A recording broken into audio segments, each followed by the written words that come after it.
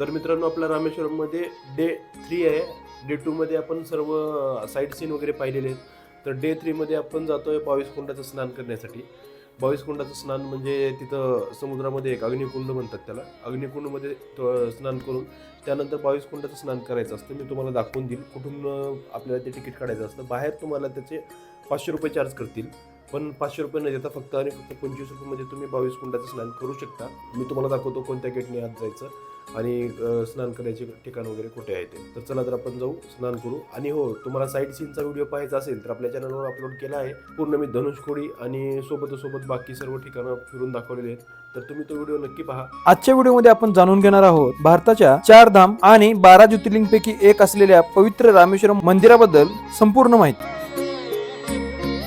भगवान श्रीरामांनी लंकेवर जाण्यापूर्वी शिवजीची पूजा याच ठिकाणी केली होती.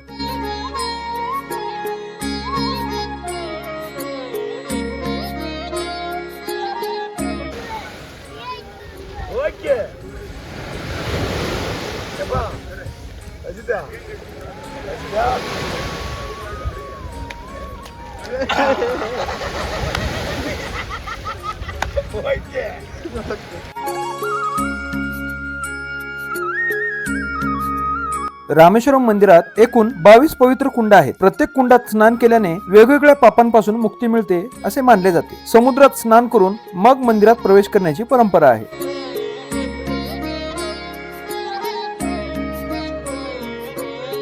तर 23 तीर्थांचं स्नान झालेलं आहे. एक अग्नितीर्थ आणि 22 कुंड असं टोटल मिळून 23 तीर्थ आहेत. त्यांचं स्नान झालेलं आहे. चेंज केलं आहे आम्ही, पूर्ण ड्रेस वगैरे चेंज केलं आहे आणि आता जातो आहे आम्ही दर्शनाला जाण्यासाठी. या टाईपचं तुम्हाला साईडनं दिसेल. इथून तुम्हाला दर्शनाला जावे लागेल. आणि महत्त्वाचा स्कॅम म्हणजे तुम्ही जर रामेश्वरममध्ये येत आहे आणि 23 ते 22 तीर्थांचं स्नान करायचं असेल तर समुद्रामध्ये म्हणजे अग्नितीर्थमध्ये तर करू शकता, फ्रीमध्ये आहे. आणि 22 तीर्थांच्या स्नानासाठी तुम्हाला इथे एक गेट आहे. मी गेटचं नाव तुम्हाला दाखवून देईल, स्क्रीनवरती दिसत असेल. तिथे तुम्हाला 25 रुपयाची पर्ची काटायची, म्हणजे 25 रुपयाची पावती कट करायची आणि नंतर मग जायचं. तुम्हाला बाहेर भरपूर लोक भेटतील. 500 रुपये, 1000 रुपये, 800 रुपये पर पर्सन आणि फुल बकेट वगैरे देतो. तसं काय नसतं. मी तर 25 रुपयाचंच घेतलं होतं आणि व्यवस्थित माझी आंघोळ वगैरे झालेली आहे. तर तुम्हीही 25 रुपयाचं कट करा. तर चला तर मी दर्शन घेतो, तुम्हालाही घडवतो. रामेश्वरम मंदिर हे भगवान शिवाला समर्पित असून येथे शिवलिंगाची पूजा केली जाते. हे मंदिर 4 धामपैकी एक आहे. रामायणानुसार लंकेचा राजा रावणाचा वध केल्यानंतर श्रीरामांना ब्रह्महत्येचे पाप लागले. त्या पापापासून मुक्त होण्यासाठी श्रीरामांनी हनुमानजींना कैलास पर्वतावरून शिवलिंग आणायला पाठवले. पण हनुमानजी उशिरा आल्यामुळे सीतामातांनी वाळूपासून शिवलिंग तयार केले आणि त्याची पूजा करण्यात आली. हेच शिवलिंग आज रामलिंग म्हणून ओळखले जाते. इथे पूजा केल्याने मोक्ष प्राप्ती होते असे मानले जाते. श्राद्ध आणि पिंडदानासाठी हे ठिकाण फार प्रसिद्ध आहे. दरवर्षी लाखो भाविक भक्त येथे दर्शनासाठी येतात.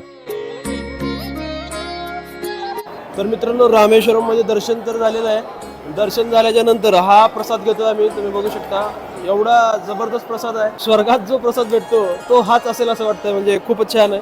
तुम्ही प्रसाद खातो आणि तुम्हाला भेटतो. तर मित्रांनो, आता आम्ही दर्शन वगैरे घेऊन आलेलो आहे मंदिरातून. जवळपास अर्धा पाऊण तास लागला आम्हाला दर्शनाला, कारण रस्ता समजला नाही मध्ये म्हणजे दर्शनाला कसं जायचं ते. पण दर्शन एकदम व्यवस्थित आणि खूपच छान झालेलं आहे दर्शन. तुम्हीही या आणि दर्शन करा असं माझं म्हणणं आहे. खूपच छान मंदिर आहे. 4 धामपैकी एक धाम आहे. ते माझं भाग्य जे मी इथे येऊन दर्शन केलंय. आणि महत्त्वाचं म्हणजे तुम्हाला सांगायचं होतं, भरपूर लोक रामेश्वरमला येतात आणि इथं जेवायचे ऑप्शन नाहीत. म्हणजे भरपूर लोक डोसा, उत्तप्पा वगैरे हेच खातात आणि काय भरपूर लोकांनाही पचत नाही, पण खावं लागतं, तब्येत खराब होते. पण तुम्हाला जेवणासाठी एक चांगला ऑप्शन सांगतो. माहेश्वरी भोजनालय म्हणून आहे. इथे तुम्ही बघू शकता, माहेश्वरी भक्तनिवास म्हणून लिहिलेलं असतं. माहेश्वरी भोजनालय आतमध्येच आहे.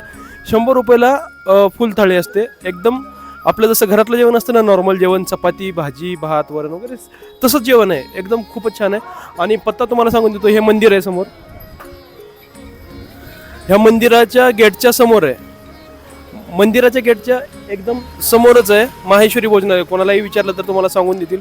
खूपच छान जेवण आहे. मला वाटतं तुम्ही जर रामेश्वरमला येत असाल तर हे नक्की ट्राय करा. रामेश्वरम मंदिर हे फक्त धार्मिक स्थळ नाही, तर हे श्रद्धा, इतिहास, वास्तुकला आणि अध्यात्म यांचे अद्भुत संगम आहे.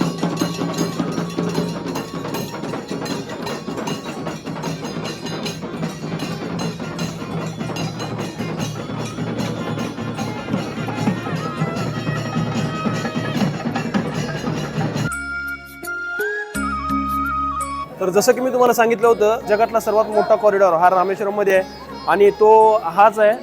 1212 पिलर्स या कॉरिडॉरला आहेत आणि 1212 पिलर्सला जी डिझाईन आहे ही प्रत्येक डिझाईन वेगवेगळ्या शेपमध्ये वेगवेगळ्या एक्सप्रेशनमध्ये आहे. तुम्ही बघू शकता खूपच लांब आहे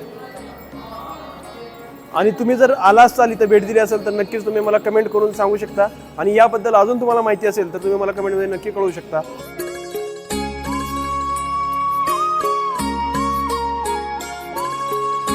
आजूबाजूचे सर्व प्लेसेस पाहून झालेले आहेत. तुम्हाला धनुषकोडी वगैरे सर्व दाखवलेलं आहे. तर तुम्हाला इथं फिरून कसं वाटलं आणि या सर्व प्लेसेसला तुम्ही व्हिजिट केलेत का नाहीत हे मला कमेंटमध्ये नक्की कळवा. आणि हो, सर्वात महत्त्वाचं म्हणजे तुम्ही आपल्या चॅनलला फॉलो आणि सबस्क्राईब करायला विसरू नका, कारण येणारे ब्लॉग हे धमाकेदार असणार आहेत. तर भेटू आपण नेक्स्ट व्हिडिओमध्ये. श्री स्वामी समर्थ. जय जय स्वामी समर्थ.